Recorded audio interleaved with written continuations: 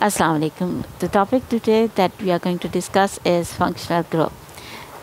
Previously we have discussed that the members of a homologous series have same chemical properties. Why? Because all the members of a same homologous series will have same functional group in them. This functional group will determine the chemical properties of the organic compound, and as a result all the members of the homologous series having same functional group will have same chemical properties. Now this functional group may be an atom or a group of atoms, or it may be the double or triple bond that is present in a chemical compound. This atom may be oxygen, chlorine, iodine or fluorine, and these groups of atoms may be alcoholic group, carboxylic group or amino group. These substances, when they will be present in the molecule of an organic compound, they will determine the chemical properties, how this chemical compound is going to behave chemically. This will be determined by the functional group in the molecule of that organic compound. For example, this is an example of methyl alcohol. Okay, in methyl alcohol, this hydroxyl group that is attached to the alkyl group or methyl group, that will determine the properties of methyl alcohol, and this will act as a functional group. In the next compound, methyl chloride, this chlorine that is attached in the molecule will determine the properties of methyl chloride. So it is acting as a functional group. In the next example, we are having ethene. In ethene, the double bond that is present between the two carbon atoms will determine the chemical properties of this compound, and as a result it will act as a functional group.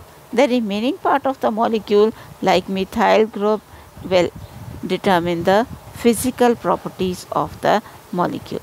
Now there are different types of functional groups. Okay, this first type is that functional group may have carbon, hydrogen and oxygen. For example, the functional groups that I have written over here is, first is alcoholic group that is having OH in it.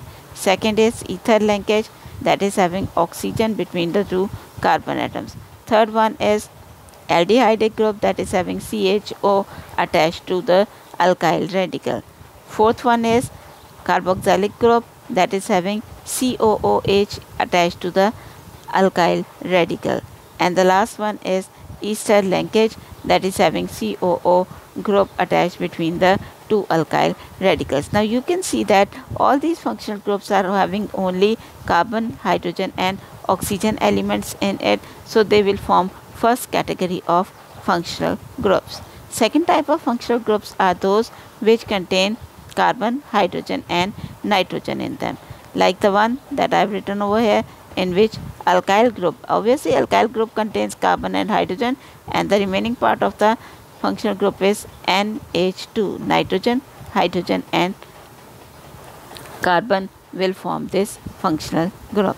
Third type of functional group is the functional group that contain carbon, hydrogen and halogens. Halogens are fluorine, chlorine, bromine and iodine. If they are attached to the methyl radical, that will be forming any alkyl radical, then that will be forming the third category of functional groups.